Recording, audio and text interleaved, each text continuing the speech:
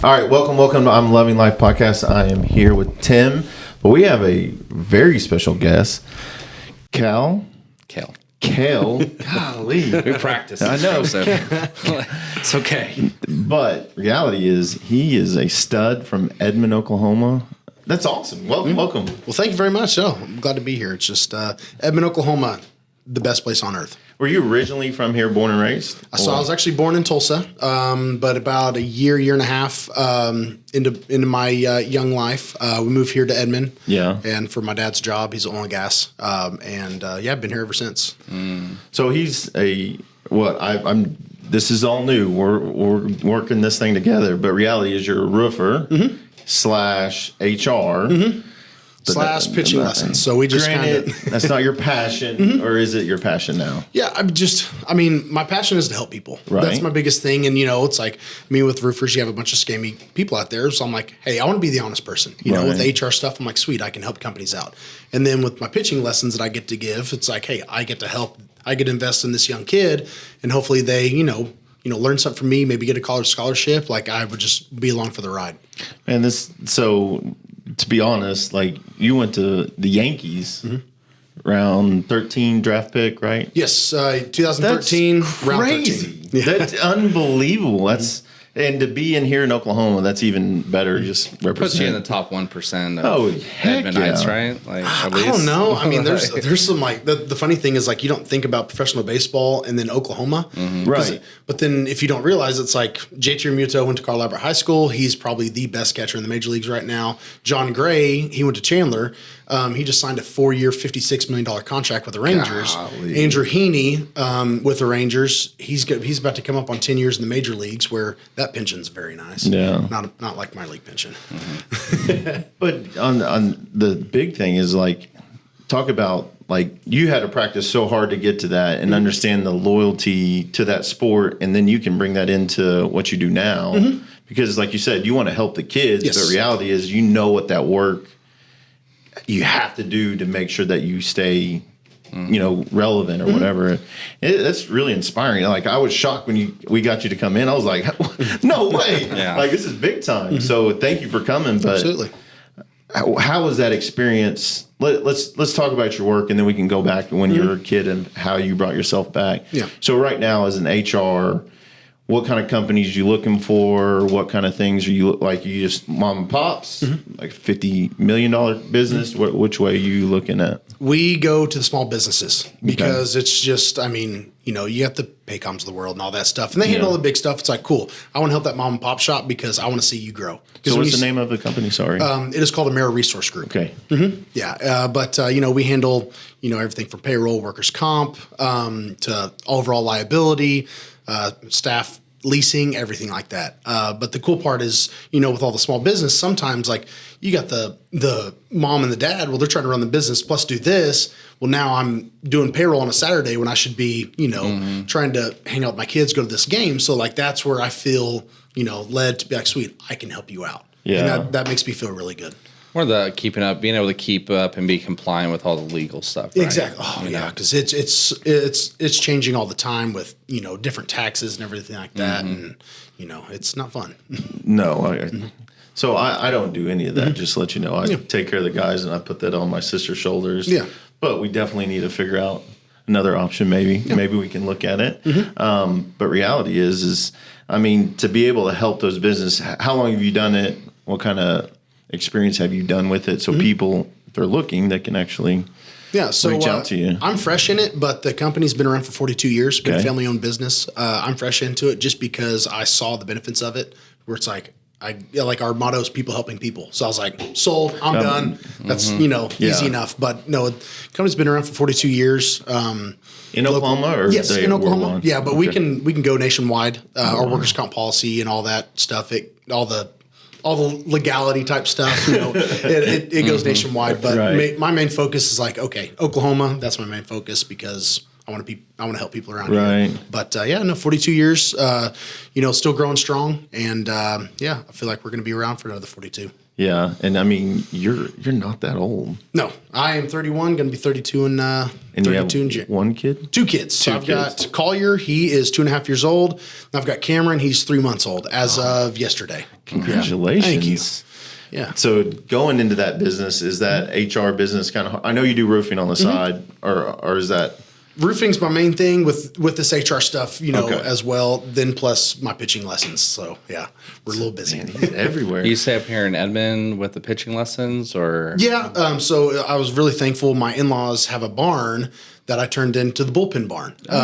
So it was really cool. But the only problem, it's not really cool when I'm doing pitching lessons in July. Well, we can fix that. We can fix that. We can do a trade. But no, the pitching lessons, it's really cool because I actually got to help out a guy named Colby Langford. He came to me. He's from Blanchard High School, went to Murray State Junior College. Well, he ended up signing a scholarship offer to go to OU. But he came to me in the summer. He's like, hey, I want to work on some pitching stuff. I was like, okay. So brought him in there. He'd show up to me about once, twice a week.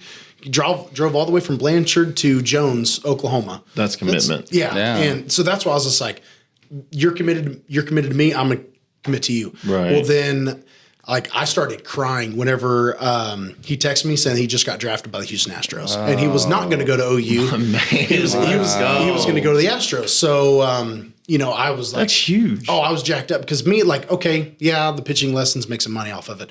But seeing him get drafted, now he gets to follow the dream that I had. Now I'm just like, yeah, all that payment that your dad, and you did for me, like that's all paid back. And now it's like, man, this is no dollar amount's worth that experience. Right. Yeah. Well, let's dabble. I really like to dabble in this because, how did you know that was your niche? Everyone kept telling me, it's just like, hey, you need to do the pitching lessons. You can reach these kids. So it was funny. At first I'm like, okay, cool, whatever. I did some here and there. But then once I retired from baseball, I was like, okay, I'm gonna give this a go. Because I was like, just retired from a 9-10 year career. I don't know what to do. And now, were you kind of forced to retire because you had some surgeries, right?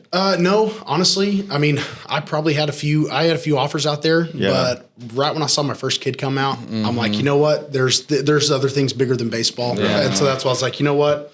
I think I'm good here. That's a big one. Yeah, and but now the best part is now I get to invest in my 2.5-year-old, which he might just say bye-bye to T-ball because he can already hit the ball that I throw to him. So Wow. yeah, really excited with it.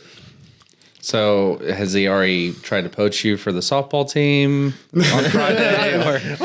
He's coming. Because were they 0-8 or something? 0-10? So they got one. Okay. So E&T has a team, and we finally won our first game. It was awesome. Yeah, it does. Yeah. But I don't know. It's a bunch of guys having fun. So. Yeah, so I'm going to show up on Friday and go. They try to get me to play. I was like, nah, no. I've never really cared for baseball or softball. It's just not been my thing. I don't even like to watch or it. golf, or I like he likes to shoot guns. Oh, Yeah. Same here. Gosh, yeah. The only problem is my shotgun that I go. We went to Silverleaf for a little shooting tournaments for. I forgot the. I think it's for young. It was for Young Life. Yeah, and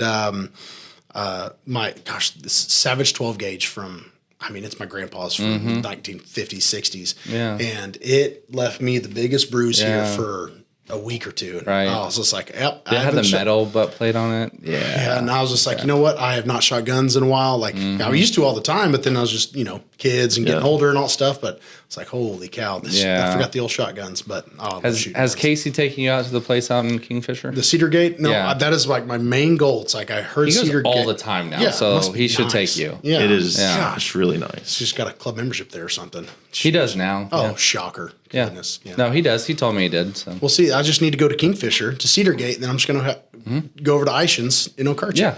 Well, when we went, they actually catered in Ishans for us, so it was perfect. You get the whole experience. When I was playing high school summer baseball and we would go play Okarche and Kingfisher when Deer Creek was small, we always knew we're like, sweet, because we know we're going to the baseball game. I don't care about it. It's summer league baseball. No one cares because guess what? We're going to Ishans right after. Yeah. And It's like a little staple in Oklahoma. Yeah, it is. oh yeah, I will, because now we've got in Jones or in Arcadia area, we've got Chicken Shack. Yeah. Very good. Okay, if anybody in Chicken Shacks listen to this, you have very good chicken. It's just I grew up on Ishans. I think Ishans takes the cake. Just it's an overtime. I don't. Joseph's a nachos guy. Like the nachos up there are amazing. he gets the but I'm nachos. just saying, but like they have Cajun crawfish at Chicken Shack. They have, I think they have even Cajun shrimp. I mean, it's like they have more other stuff than just. Sir, we're comparing chicken to chicken, sir. Chicken to chicken. Okay, fair enough. But I'm just saying that more options. Like my kids don't like chicken; they like chicken strips. So it's better for me that way. Yeah. You'll understand that when they get older. But shrimp though, God, I mean that's see? whenever because our spring training was in Tampa, Florida, so I would just wear out shrimp.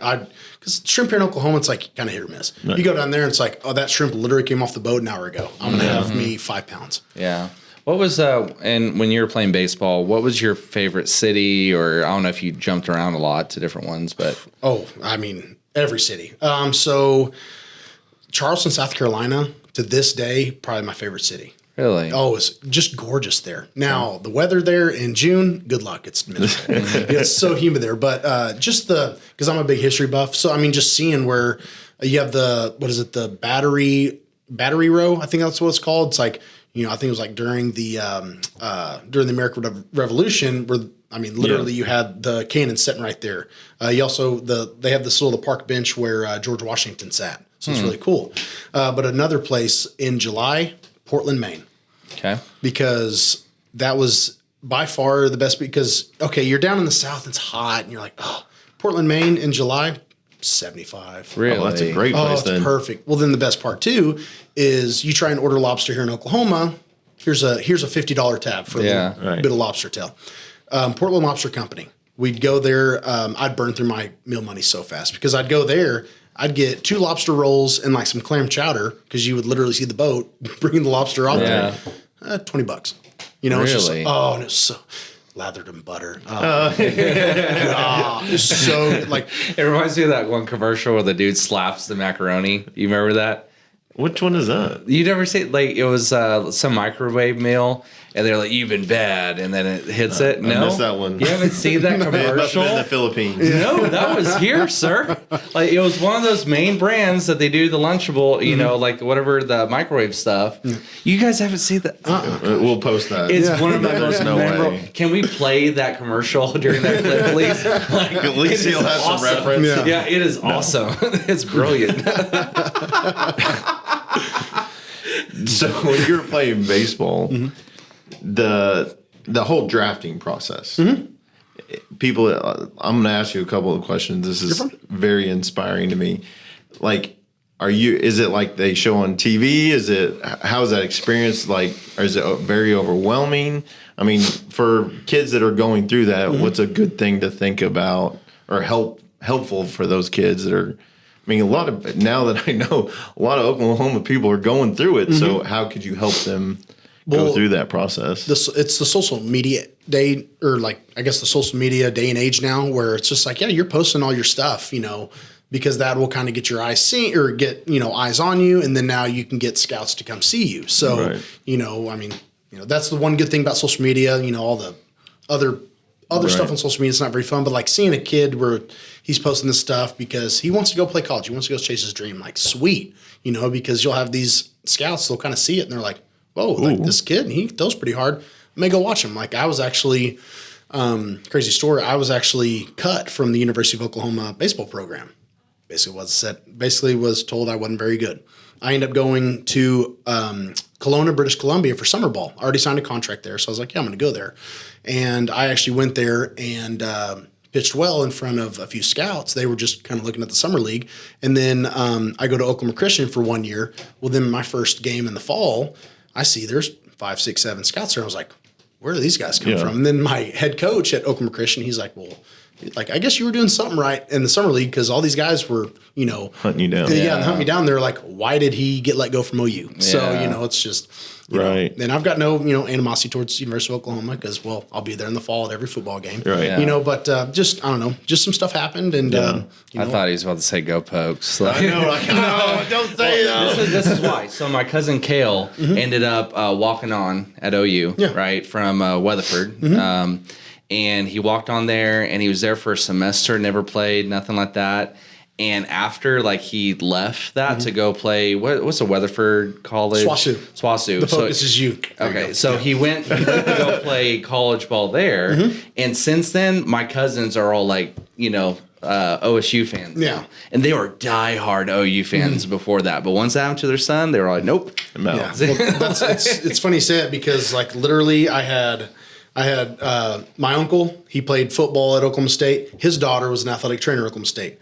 My dad played football at OU. My mom was in the band at OU. I went to OU. So it's our family. It is so split. Right. Yeah. So that's the best type. Oh yeah. So it's like during like Bedlam, because my cousin, she's 2 months older than me. So basically like, and I don't have a sister. So I'm like, yeah, she's been basically my sister the whole life. And unfortunately our text messages get a little heated. Hey, we need to. Well, it doesn't have to happen anymore, right? Like it's not going to happen. Well, thing, yeah. right? I mean, all the Oklahoma State fans are like, "Wow, OU's not playing us." I'm just like, "Well, in 100-something years, y'all have only beat us like 19 times." Yeah, like it's kind of lopsided. I just wish we could have won the last one. That would have been nice, but well, it was still pass interference on Drake Stoops, but at the same time, I like it. Hey, blind squirrel always find a little nut. So that's their chance to finally win. Yeah, it's so funny. It's just like my memory. My wife makes fun of me all the time for it. It's just like I'll forget.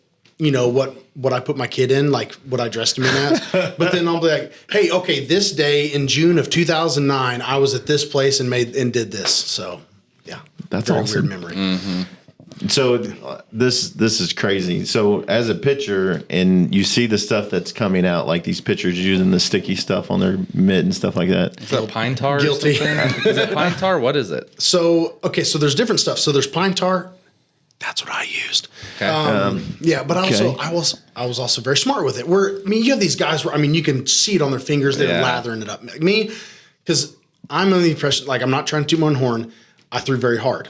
And the last thing I want to do is send a really hard fastball to guys, at a guy's head because I'm also a big guy. I sweat a lot. So it's like, hey, I need a little grip. Yeah. And most of the hitters, they really didn't care because they're like, yeah, I want you to have a grip so you don't hit me. But then there's a new thing called spider tack. And with all the analytics now or the spin rate and all this stuff, well, when the spider tack is literally making them a better pitcher, because, I could put it on my fingers and the ball's just going to stay right there. Oh, no. It's not going to drop. So I'm like, that's cheating. Like, I'll say that to any pitcher. I'm like, I firmly believe spider tack. I tried it, just playing catch. I'm like, I can't control it. And B, this is cheating, I feel like. But like my stuff where, I looked at the analytics and like pitch spin rate and all that stuff, it really didn't affect it. But I was like, sweet, I actually have some control because, I'd lead the league in sweat. So, yeah. And you're throwing it, what were your 100? I don't know. So what was your highest? My highest before I blew out was 101.3. God. That thing is I just can't imagine that. Like, what does that actually look like in real life? Like, that scares me. That's it. Well, the problem, too, is the harder it goes in, the harder it comes out. So, I threw a pitch. I think it was like we were in Bowie, Maryland. Bowie, Maryland, facing the AA Orioles. Well, I was upper 90s, and I threw a pitch 98, 99. Well, the guy hit it right back at me, and I think the exit velocity on that one was like 108. Oh. Thankfully, my glove was right by my face because if my glove's not there, I'm getting smacked in the head. Yeah. Wow. Yeah. What have you ever seen someone like really get messed up from that? Oh yeah. There's tons of videos. Oh yeah. Guys getting hit. Like, I've taken a ball off the bicep, off my ankle. That one really hurt. Right off the ankle bone. Yeah. Ankle. The one that hurt the worst, which it kind of stinks being a big guy, got hit on the butt. And like I took it off. I like hit a pitch and hit off the butt, and I was like, I was like, I'm gonna look real bad from this big, strong dude, and I'm like rubbing my butt. No. But no. So it's just that's the unfortunate thing. You see which, try not to get too much into it, but the baseballs are juiced in Major League Baseball, like because the further home runs you hit, the more people are going to be in the stands. Right. Well, it's going to take some guy, some stud pitcher taking a ball off the face, and unfortunately something bad happening. They're going to be like, we need to change something. Because when guys are hitting balls 119, 120 miles per hour off the bat, and the pitching mound's 60 feet, 6 inches away, after we throw it, we're 50 feet away. Right. And I'm like, you don't have any time to react. And like, no. That's insane. Yeah. So this is like, I mean, you've been in this business forever, but do you ever get annoyed talking about it? No. You know what I'm saying? Like, because some people, like for me and my sister talk about work all the time, but some people actually will get annoyed, like talking about work. I mean, this is a big part of your life is playing baseball, but reality is you're getting into the future of your kids and that kind of stuff, and it'll change. But right now, that's like you're known for, right? Yeah. Right. Oh, and I'll talk baseball nonstop. I have no problem with that, and I'm also not this like old head where it's like, this is how we did it in 1985. Because times change, and so, I kind of like talking baseball because it's like, okay, I've got the point of view of someone that played the 1970s. Some old coaches, they're awesome. But it's like seeing how they transitioned, like, okay, well, how we played in the 1970s is not how you play in 2024. And then here in 2036, the game's going to be completely different as well. So it's really cool to kind of talk like that. And I'm not a confrontational person. Like, and I don't have to be right. My wife has to be right. Hey, we all have those. Don't put that on. Do you like the shot clock or timer now? Pitch clock, love it. Do you? Yes, because when you have this, I just want to when know. you have this pitcher that stands up there and he's licking his fingers, he's got it, or the batter, he's got to do his batting gloves, no more Garcia Parra away, and I'm like, just get in the box. Like I'm standing there, I'm like, because not to mention baseball, it's already 3 hours long. It's a long game, and. Like to me, it's like I got a tea time, especially like a day game. I'm like, brother, I got a tea time here in about an hour. It's like we need to kind of hurry up a little bit, So no, I love the pitch clock though because it speeds the game up because. I mean, there's so much just dead time. Right. That's the unfortunate thing. Well, Loving Life podcast, I mean, I know that what is the other stuff that actually fills you up in life? I know you like to play golf. Is there anything else that you really enjoy? Because you talked earlier that's your competitiveness coming back into it. Apparently he's a stud. I hope one day someone's going to say, "Oh yeah, I train parakeets." I would lose my mind. I would lose my mind. Well, I mean, the competitiveness again, lawn care. Me, I can't sit still at my house. So like, I mean, I could have paid someone to trim my trees up and plant this grass and all that stuff. I'm like, no. I'm doing this because so you have greens. Oh yes, putting greens. That is my ultimate goal right now. My front yard, after unfortunately it rained, but my front yard right now it's looking crisp, like a deep green. Oh man! So, I'm just driving around looking at the neighbors like, yeah, hey, I'm winning this one. Yard of the month, baby. Yard of the month. It sounds like you need his help. With your project. I do. I hate grass. I hate grass. I love it, but also, I mean, I love my brother and I. We work out all the time together. Okay. That's my biggest thing because I see a bunch of my old teammates where and these old guys that retire from baseball and then they just don't do anything. But like my brother and I, we work out constantly together and kind of push each other in that way. So it's you and your brother, and is there any other? Nope, just my brother and I. He's 3.5 years older than me. Okay. Does he do the same thing or is just roofing? That kind of stuff? He's a medical sales. Oh, okay. Yeah. So you went totally different than everyone else. Yeah, well, he's also in Scottsdale, so I don't want to talk to him right now. That makes sense. Yeah. So the other thing is like what for a homeowner for roofing, what would help them out in this time of year? I mean, we just went through a pretty good storm. Yeah. So what separates you from everyone else, and what would help that homeowner? I'm honest. I'm honest, and I'm with you from home inspection all the way to the end, project managing, everything like that. And I don't know, just because I see some companies that are so big that, okay, you've got some guy that's doing the inspecting, some person that's doing the insurance paperwork, someone doing the estimate, someone doing the project managing. Why do all that? And I do like that. Yeah, it's a lot of work on my end, but I like that just because, hey, here's my cell phone number. If you have any issues, please call me. Yeah. I don't want you to go to an office phone and it's like, oh, here's your toll free, here's your, or here's your call center. You got to wait. It's like, hey, you have an issue. Okay, let me know. Like I had someone with all the crazy winds that we had, we ended up doing a roof repair on them like last year, and like 2 shingles fell off, and I was like, okay. And the best part is I got to do that for him. I was like, hey, I can just go fix that really quick. Not a big deal.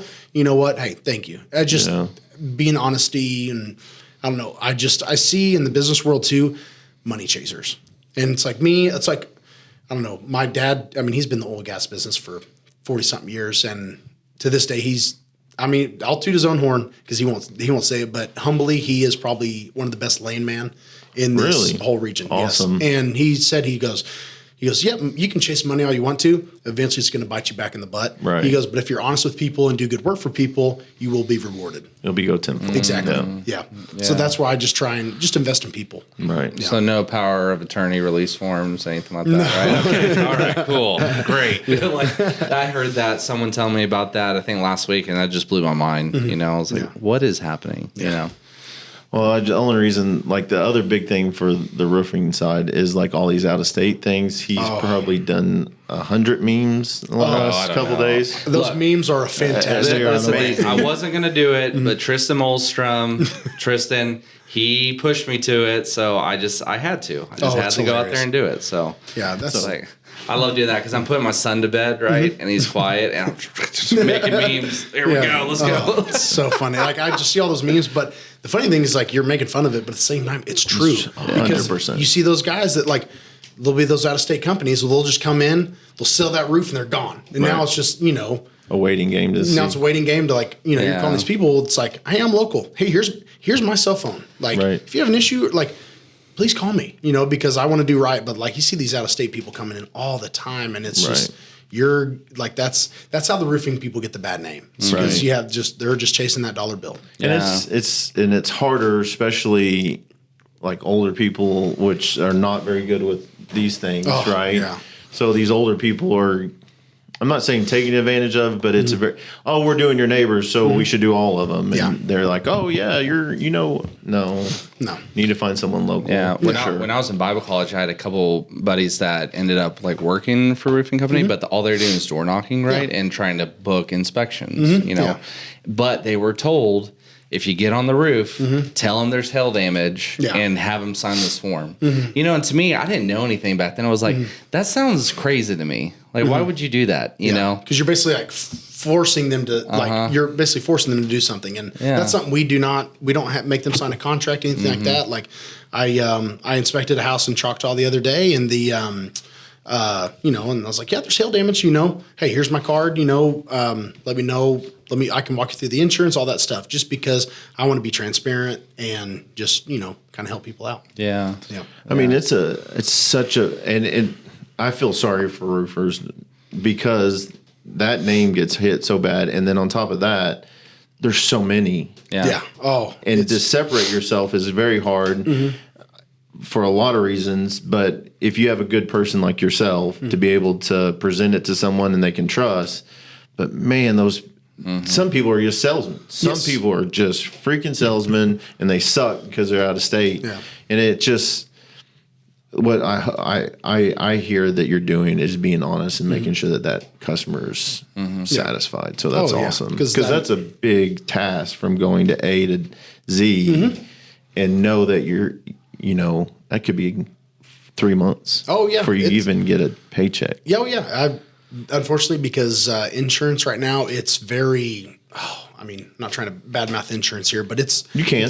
I don't mind. Sorry, I don't think anyone's a fan of insurance, to be honest. It's a necessary evil. And, insurance, like, they're going to pay when they want to pay. You can't force them to pay, on this certain date. So, that's the unfortunate thing. But, with me, hopefully talking to the homeowner and just being upfront with them, that hopefully that kind of eases the, eases the process for them. Well, it's a big burden to take on, and you've done it. You started this journey, and I hope you're the best, man. I hope you do really well, and I hope that we can do this again and actually meet up. And I would love. I don't play golf that well, but I do have a good time, and that'd be dope. Oh yeah. Yeah, he plays well under the right motivation. We'll put it like that.